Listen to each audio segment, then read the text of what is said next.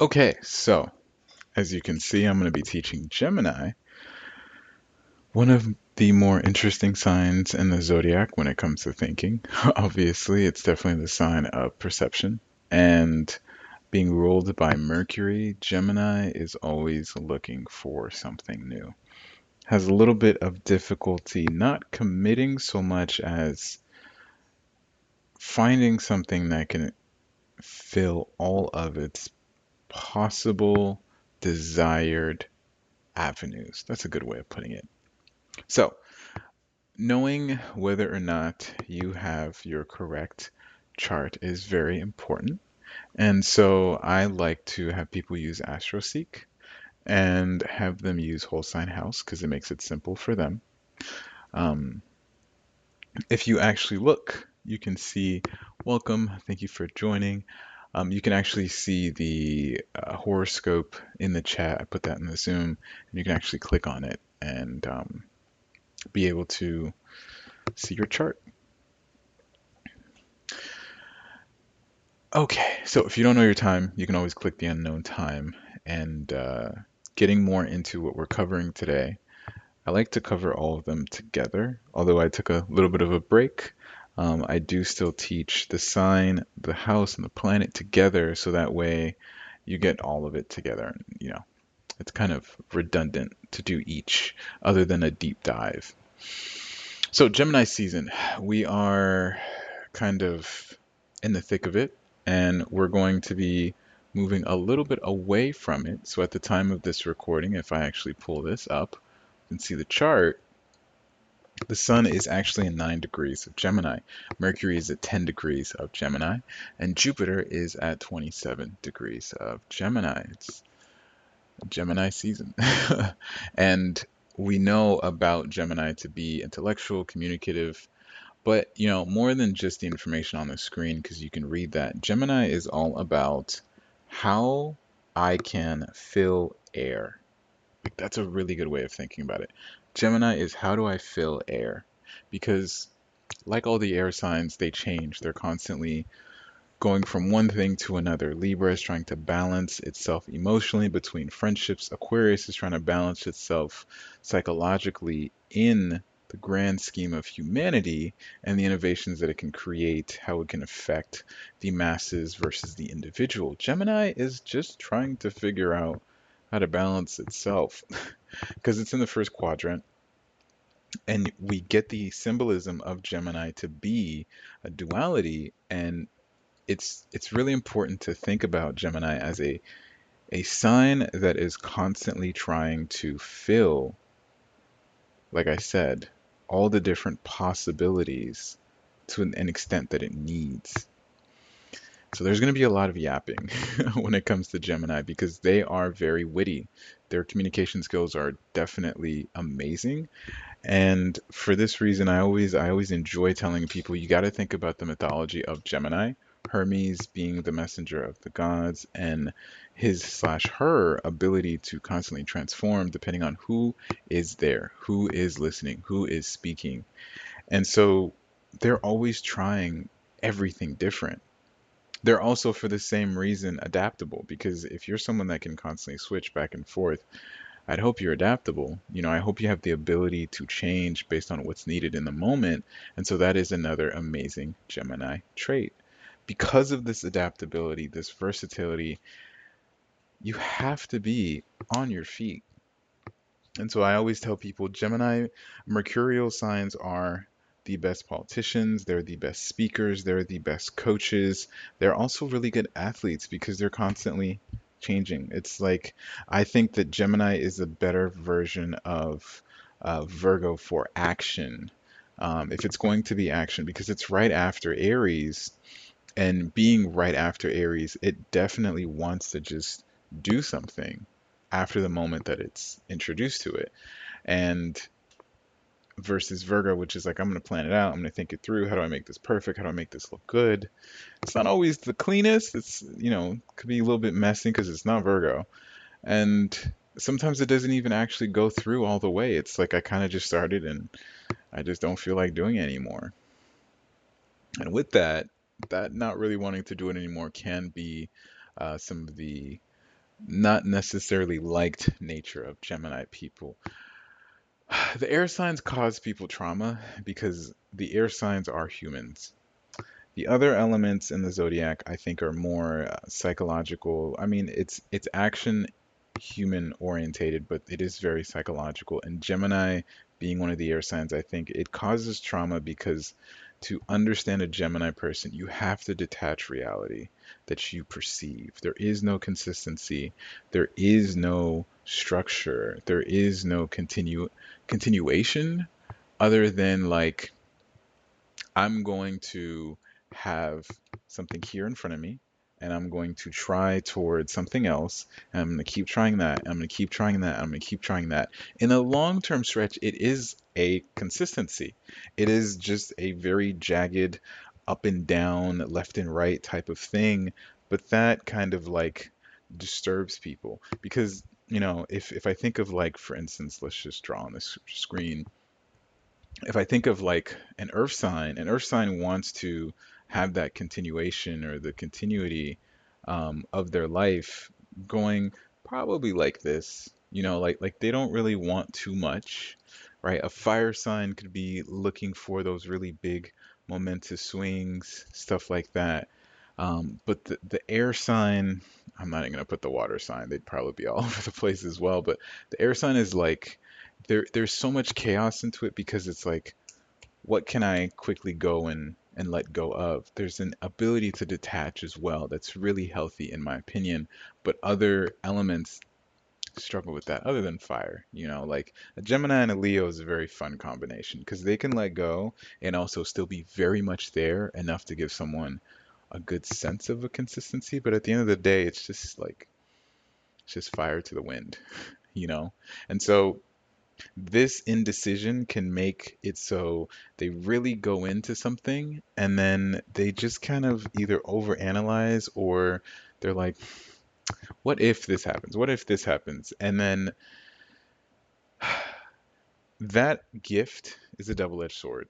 The gift of being able to lure someone in, seduce someone, bring someone to a point mentally where they feel so there, alive, and stimulated, and I've seen this real time, they just get bored. I talked about the in conjunction in my in-person teaching, in my in-person lectures, because I think that the in conjunction is an important facet of understanding Gemini at its best. And so, just in case you're not fully sure, an in conjunction in astrology is an aspect, and that is this green line. See this right here? This little symbol is an in conjunction. And so, Gemini is always in conjunct the sign Scorpio. And I like to tell people the in conjunction is just a really interesting way of saying you have an admirer, you have a fan, because the opposition being 180 is your opposite. It's what, like, if you weren't cold, then you're hot, but not exactly lukewarm, but not exactly hot or cold is what the inconjunct is to me because it's also not a square, it's not a trine, but the energy here that it gives is like, I admire you for what you are. I wish I could have some of that, but I don't. So with Gemini, its inability to actually penetrate and go past the surface level stuff. Whereas in this example, I'm using Scorpio, which, if you think about it like icebergs in water, you only see a little bit of it, but then there's a whole amount of an iceberg under. So this would be the quintessential nature of Scorpio. But for the Gemini native, they're like, we got deep enough. I think that's good enough. And then they're making another hole and then another hole. And so the mercurial energy thinks of how it is or how it would be to at some point in time have the depth, the deepness, the secrecy, the power of Scorpio. And because of this, when I tell people about Gemini's problems or superficial nature, I like to tell them from that perspective. It's just a desire to try something else, and if you look at it like it's human, you can't get mad because humans are here as an experience. They're going to let you down, they're going to change, they're going to bring happiness, joy, pain, because we're here to experience. Someone you love today might be gone tomorrow, but the experience that you get with them is what matters. Hopefully, the two of you can stay in parallel and you can experience continuously and grow and evolve continuously.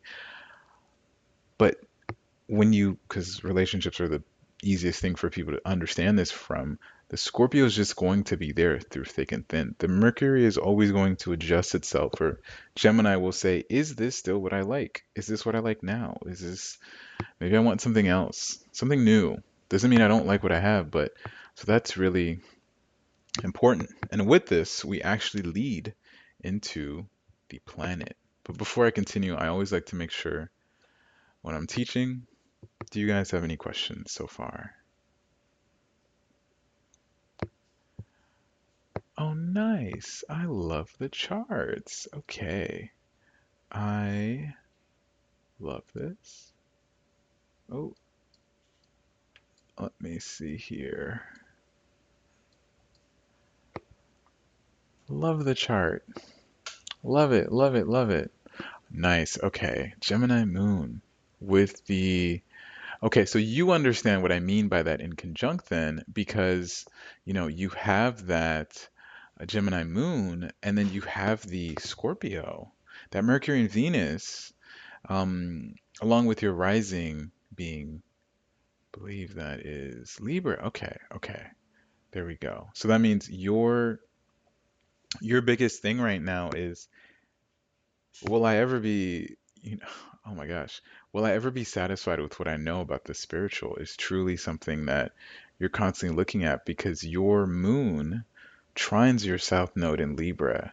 So every time you start to engage in something spiritual, you're like, I need to make a group. I have to make a community because your rising sign and having the south node in Libra, that's like a socialite thing.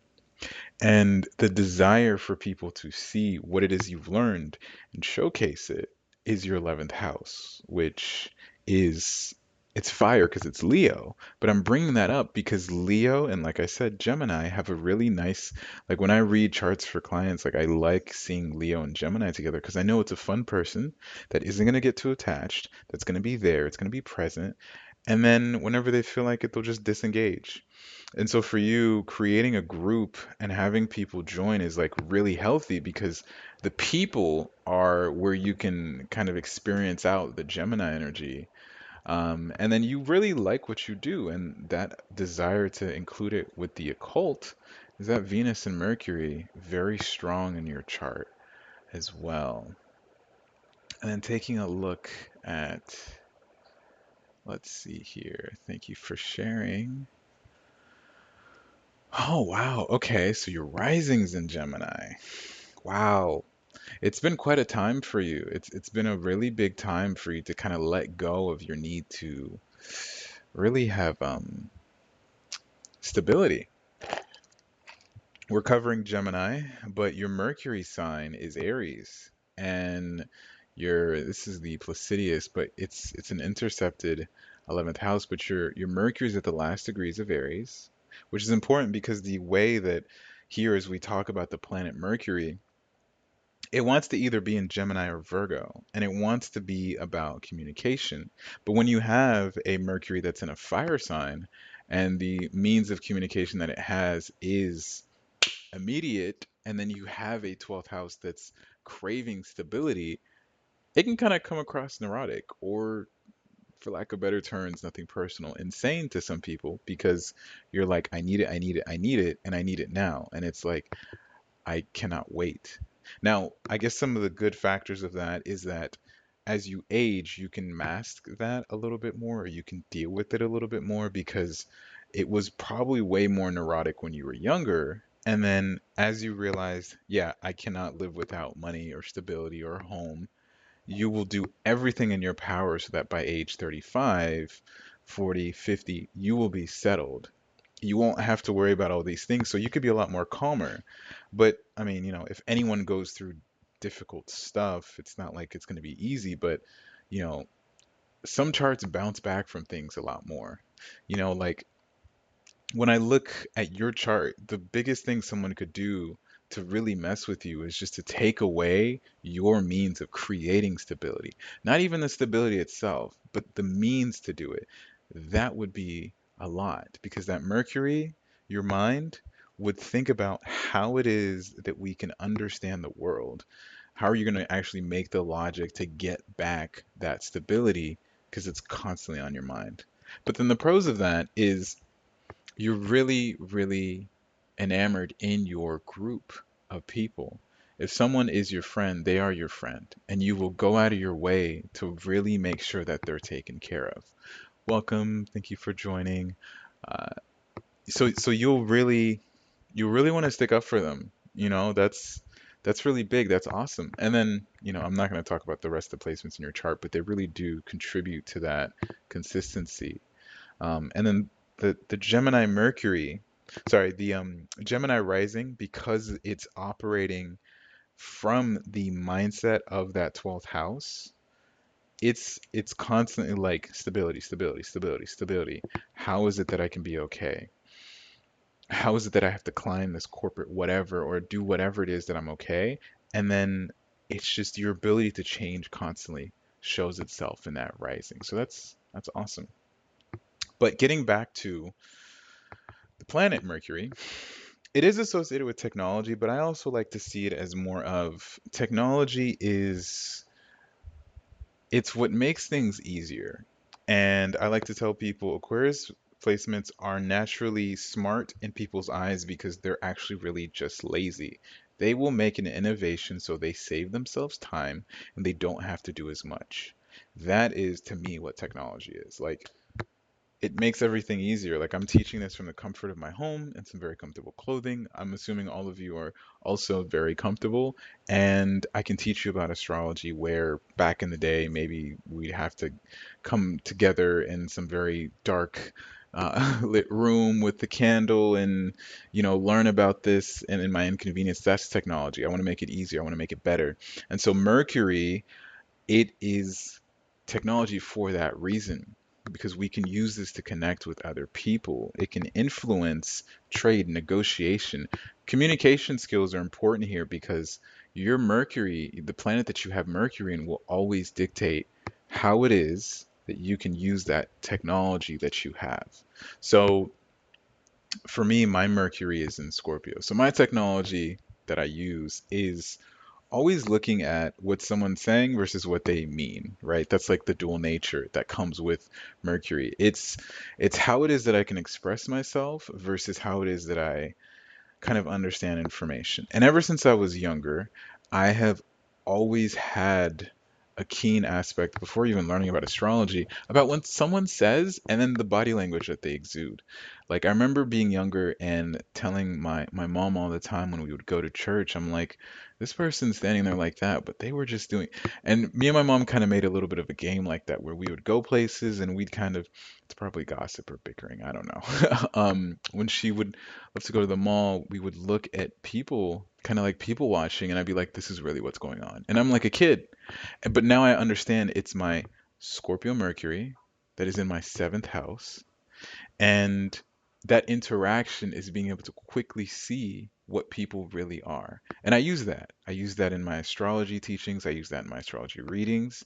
If someone gives me a chart, that's your death sentence because I'll be able to read you. But that also lets me take in when I'm doing readings with my clients, when I'm sitting with people, when I was at school, I can just take in the info and be like, okay, you're saying all these things, but the main reason you're bringing up this conversation, your main medium of pain is this event that happened XYZ that I still remember about because the water sign aspect of the Mercury is emotional. So I can see that. I understand what you're really trying to say.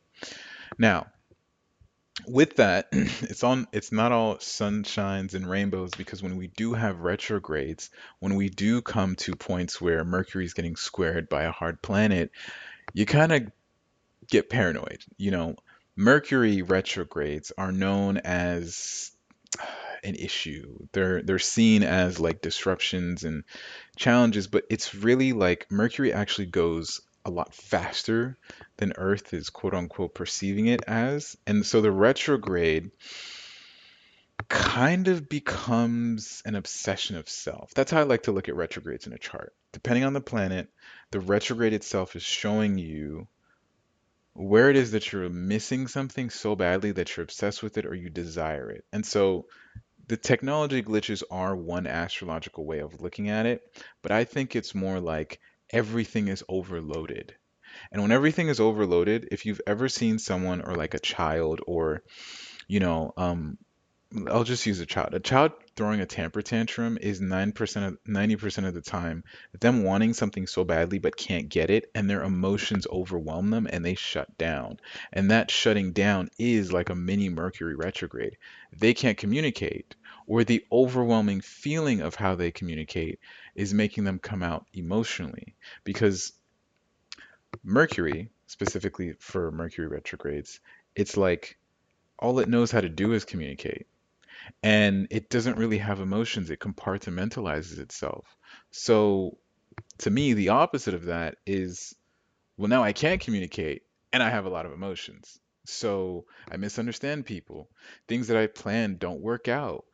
All these little things that affect me emotionally are what the retrograde looks like. But then in other signs, when you do have that retrograde, it kind of shows you where you should make a revision. And this is the way that I like to chart out the retrograde whenever it's happening. Like when people are going through things, or if I see someone's chart and they have hard aspects, I look at it like, okay, this is the start of a retrograde, so the shadow period. Oh God, I am not good at drawing with this mouse. The shadow period before the retrograde, the actual retrograde, the start of it, right? Then the retrograde cycle of it going back to like direct, oh, and then it moving out of shadow, right? I'm pretty sure that's how it works. Um, So the initial shadow period is where like things kind of start presenting itself as a problem. And then once the retrograde hits, this is like a culminating point of where you have this emotional issue. And during this retrograde, we have the chaos until it finally moves back to the original sign. And we kind of get like, oh, wow, actually, it wasn't really that bad. Like you are entering a carnival ride, right? You're seeing the carnival ride right here, and then you're actually getting in, you're sitting down, and this is maybe one of the things that like spin you around and whatever at the fair, and then you're literally having your heart go like I'm gonna die during the retrograde, and then it's just about to be over, and like, okay, I'm going to be on the ground soon. So you're kind of like going back to normal with your heart rate. And then after you get off the ride, the adrenaline's starting to wane and you're just like finishing. That's the whole cycle. And so depending on the sign that you have that retrograde, like we had it with Aries and Pisces this year. During March, I'll just include April, we had two retrogrades, Mercury and Venus. And these retrogrades showed people two very important things. Where is your communication with what it is that you desire, especially since it was Aries going back into Pisces? And then where is the value and the love of what you need from the people that you're trying to cultivate a relationship with, not just romantic, but literally just giving love to, and whether or not those values are being reciprocated or not equally to you and to the other party. So this little retrograde is literally what people that live right now with retrogrades kind of have to deal with a lot, where they're constantly just being pulled to both sides of like what I desire, what I want, versus maybe what other people are perceiving of me. And that's a hard thing. That obsession, that feeling like you don't have it, you just felt it for a little bit of a month, but that retrograde really shook something in people, especially as um, and Neptune in Aries was ingressing into there just to kind of flush you out from the 12th house going into the first house because that's Pisces Aries. But another factor of this that we need to consider is the house that you actually have Mercury in. So the house that you have Mercury, but more specifically Gemini. If you know your time, then your third house gives you another shading of the element of your communication. So let's say, for instance, I'll just use Cancer rising. Let me use that. Or actually, I'll just use Libra rising. If you're an air sign rising, your third house is always going to be a fire sign because it's air, water, fire. So it's going to be Sagittarius. Now, that already, if I have someone's rising sign and I just have their big three, I can make out a lot energetically because the container of how that energy is going to be presented, like it's a lunchbox. The container, the lunchbox is the house. And then whatever's inside your lunchbox is whatever. Like you can give me a lunchbox that has like I don't know, heavy metal stickers on the outside, but then on the inside, it's like a little cute, Lunchables with like a little cute cupcake or something like that could be Venus and whatever. But the outside is what people are initially going to get an impression of, just like your rising. And so to have a third house that is fire ruled, just definitely going to say what you feel. Unless there's some sort of difficult aspect to your Mercury, you're going to express. And it being Sagittarius, I need to learn. I need to know more. I have to do more. I need to absorb always, constantly. And then the other planets really hone in that desire because Sagittarius is so abundant. So from that, if you're not an Aries rising, where's Gemini in your chart? The house that you have Gemini in, if you're, for instance, a Scorpio rising, Gemini is going to shade in that eighth house. Now, all of a sudden, this first house, Scorpio, meaning Scorpio rising individual, they approach their relationships, believe it or not, very chaotically. Because the eighth house having Gemini means it's not so much about long term commitment, but rather long term chaos. Looking for someone that can complete them that also has the factors of really just being able to be insane with them. Because the eighth house is normally Scorpio. You put Gemini in there, and it's like, I need this person to be a mad scientist like I am. Versus, like, if you have that I'll just use the Libra rising again. If you have the Libra rising, your eighth house is going to be Taurus. So you're like, I am not looking for chaotic people. I'm actually looking for a very quiet, docile, chill partner because my life is constantly chaos. Because your descendant is a fire sign, your third house is a fire sign, your 11th house is a fire sign. All of your houses where you usually have air which usually correlates with interacting with other human beings, are fire signs. So the Earth being Taurus in your eighth house, if you're Libra rising, now means you don't want to have inconveniences. You want a peaceful partner. You want someone to be peaceful and make life a lot easier for that reason. So, outside of that, do you guys have any questions before I continue? Take a quick momentary pause. And you can always Well, drop it in the chat. that comment about Aquarius being lazy. Oh, yeah, yeah. Guess Um, what I am? welcome. So yeah, the Aquarius laziness is it's something that I just noticed. I also tell Aquarius moons, don't be haters, just literally do the thing that you keep telling people that you know so much about, but you didn't do it. Just do it because Aquarius people can sometimes, stelliums especially, like they will if and you know this if they like you because then they'll let this out around you, but they will yap about how someone just had an idea that they thought of, or like things could be better this way and this way. But I'm like, do it. You are the innovator for our society. You are a natural leader because even though you're the opposite of the golden child Leo, you're still a leader. You're still the one that has to do things when the parents aren't around. And so I'll just tell them, just write it down. Or if you don't want to be the one to make the start, just go modify what other people do. And that's what a lot of good Uranus ruled people do. They take an idea, they just make it better, and they just repackage and sell it. So, yeah, I'm extra wacky though. If I remember correctly, I'm like a triple or quadruple Aquarius. wow. That is a lot of Aquarius. That is. Yeah. Hopefully, with that much, you are kind of sitting to yourself and saying, what is really important?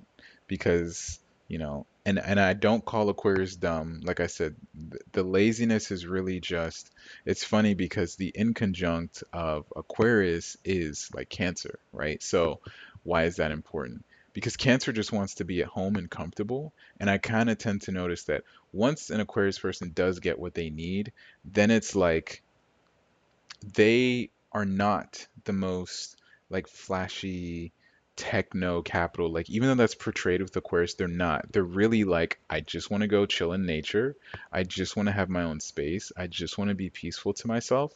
But they have to get over the hump of like that in between of like, I know better. I want to do this. This is the way life should be because it's that's the cycle between Saturn and Uranus, but it is still a cool placement being an air sign. Okay, so getting back into that third house, one of the last things I do want to go over before the planetary rulers, and then we're pretty much done, is the siblings thing. So a lot of people will say, the third house is siblings and cousins, and that's true. It's like twins. Gemini is the male, female, good and evil, God and the devil. It is duality because it's the first imprint of human nature. And so you either learn to live with both or you kill one and you let the other one go to your subconscious, which would be like the 12th house, right? Um, so when I think of the siblings thing, I think about who is presenting itself now. That's like the way I like to look at it. Yes, if you have a lot of placements in your third house, like you're probably going to have a lot more siblings, but I really like to look at it from a psychological point of view where if you have, for instance, a Taurus third house, the more planets you have in there, it's more likely going to just lead to you not speaking as much unless it's necessary. Because the opposite of Taurus is Scorpio. And so the ninth house, which is education, but higher education, like the third, the fifth, and the ninth house are all education to me. The third is like literally like simple stuff. The fifth is like figuring out what you want to do with your life and or teaching at a high level. But then the ninth house is going towards that high level of education. And so in order to even integrate with the community, which would be like the 11th house, to learn more about what you want to do for your future, which is like the fifth and the ninth house, you have to kind of understand how you're going to want to be educated. So I like to tell people if you have a fire third house, you've got to do it. You can't just learn. You have to actually do it. Otherwise, it's going to be like, if I can't apply it, why do I need to know it? And the generic third house in Gemini, of course, is going to be like, well, if I can't tell you how much I know, then why am I even knowing it? So it's kind of a flipped way of that. But the third house will show you, like I said, the application, how you can get that out. So the ninth house, the long distance traveling, I like to tell people if you're going to go somewhere abroad, look at your third house to see how it is that you can kind of assimilate even easier in that new environment based on what it is. So if you have let's just say a Virgo third house, the opposite is the ninth house, right? When you're going abroad, be present and enjoy it. Be very free with the experience because it's Pisces, but then take little bits of that experience with you back to learn more about it. So next time you go back, it's like, oh, I've done my research, I've studied. And that really lets you utilize both parts because that third house will teach you a big underlying thing about astrology and that yin and yang, good and evil, masculine, feminine, everything's a duality. That's the only way we can perceive our 3D reality, unless you're like a 4D being or something. The only way we can perceive it is by good and evil. If you couldn't die, you wouldn't really enjoy time. You wouldn't really make it as important as it is. If we wouldn't know the pain of heartbreak if it wasn't for the ability to love. So Gemini is important for that reason because people can get stuck in one position and never want to see the other side, but they have to entertain that for us all. They carry that burden. Um, and so, yeah, I really wanted to let you know that. Let me see your. Oh, wow. That is quite literally a lot of Aquarius. Wow, that's so cool. That is so cool. You definitely got a lot. I joke I'm bored to be weird. Yeah, I would definitely say that. But hey, at least Pluto's no longer sitting on your rising, and you're gonna have a lot of fun. So hopefully, all of all that accumulated boredom really is gonna pay itself out to you. Now, I kind of like to look and tell people find where you have Gemini in your chart and try to give it a sense of sporadic adventures, because the opposite will always be Sag, but give it some sporadic adventures because it needs variety. You don't want to ignore that. You don't want to just be like, oh no, this doesn't matter. It needs to do a bunch of different things. So help that part of your chart out because learning how to use your whole chart, all of your energy, if the moon is in Gemini as it was recently, as we had a new moon in Gemini, I believe, learn to use it. So that way when it's the time of the month where the moon is there, you can actually make full use of that energy. So you're flowing with the cosmic current, I guess, versus against it. And lastly, this is a little bit more advanced, but it's just the planetary dignities. So there's obviously signs where planets want to be in versus where they don't necessarily want to. And for Gemini, Gemini and Virgo to me kind of share the domicile of Mercury, meaning they want to be there. Gemini is like a supercomputer. Virgo is like a no, no. Let me say Gemini is like the computer itself, the processing power, and Virgo is the graphics card. It's what makes everything look good. The better the graphics card, the more high quality you can look at things. And I just feel like the more Virgo someone has, the more, well, the trip is planned on a PDF, PowerPoint, Excel, spreadsheet, budgeted. It makes things a lot easier, but it can get too much to a point where it's in detriment, like when it is overthinking, overanalyzing, too much needing of data to kind of like let you live life. Because Gemini and Virgo are science, Sagittarius and Pisces are faith. And this is the cross of the mutables. It is their difficulty where you have essentially a fight for the constant ability to just simply let go and have fun, and then constantly needing to see before they believe. And that is the big thing between Mercury and Jupiter or Neptune, which would be like um, these main energies.